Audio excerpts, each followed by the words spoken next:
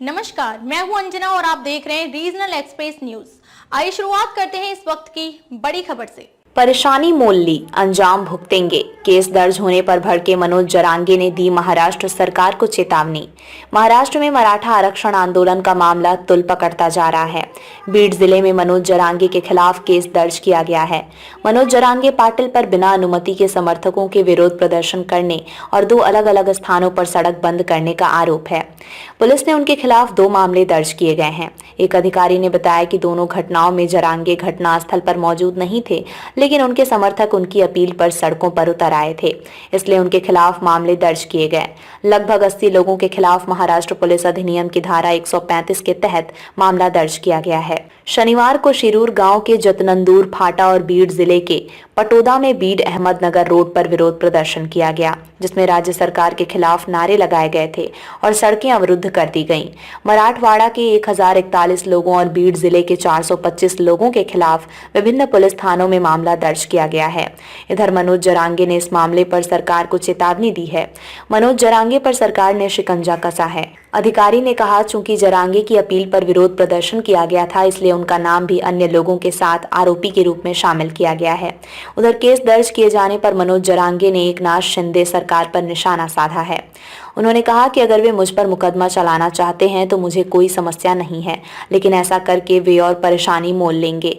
लोग नाराज होंगे और सीएम और गृह मंत्री को इसके परिणाम भुगतने होंगे। अब ये उनका फैसला है। मनोज जरांगे पर भड़के शंभुराज देसाई। लगातार आंदोलन और भूख हड़ताल के कारण मनोज जरांगे का स्वास्थ्य बिगड़ गया है। उनके स्वास्थ्य को कुछ राहत मिलनी चाहिए, इसलिए उन्हें आराम करना चाहिए। सरकार किसी से भी चर्चा करने के लिए हमेशा तैयार है। उन्हें आरक्षण के बारे में सरकार से जो कहना है कहें।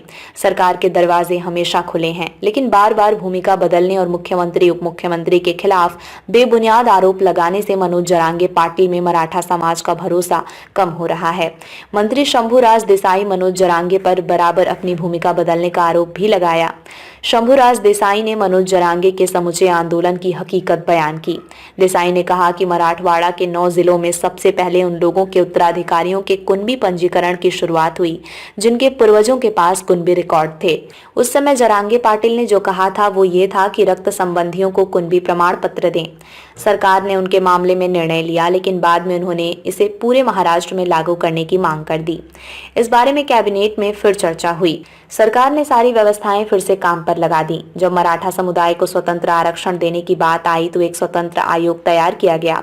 शिंदे समिति नियुक्ति की गई। शिंदे समिति की रिपोर्ट आने के बाद हमने पूरे महाराष्ट्र में 1 लाख से ज्यादा कार्यकर्ताओं को इसी काम में लगाया। एक विस्तृत सर्वेक्षण के बाद हमने डेटा तैयार किया। इसके बाद कानून के कसौटी पर खरा उतरने वाला आरक्षण मराठा समाज को दिया। लेकिन इसके बाद भी जरांगे पाटिल की भूमिका बदलनी शुरू हो गई। उन्होंने कभी मुख्यमंत्री शिंदे पर आरोप लगाया, कभी गृह मंत्री फडणवीस पर आरोप लगाया। इस बार उन्होंने उप मुख्यमंत्री देवेंद्र फडणवीस पर जो आरोप लगाए हैं और जिस तरह की भाषा का उन्होंने उपयोग किया, उससे मराठा समुदाय में भी नाराजगी है। ऐसा लगता है कि पीछे से कोई उन्हें बता रहा है और वो बातें कर रहे हैं। अब तक के लिए बस इतना ही। फिर होगी आपसे मुलाकात एक ऐसी ही बड़ी खबर के साथ। तब तक के लिए नमस्कार और देखते रहिए रीजनल एक्सप्रेस न्यूज। अगर आपको हमारी वीडियो पसंद आई हो तो हमारी वीडियो को लाइक करें, शेयर करें।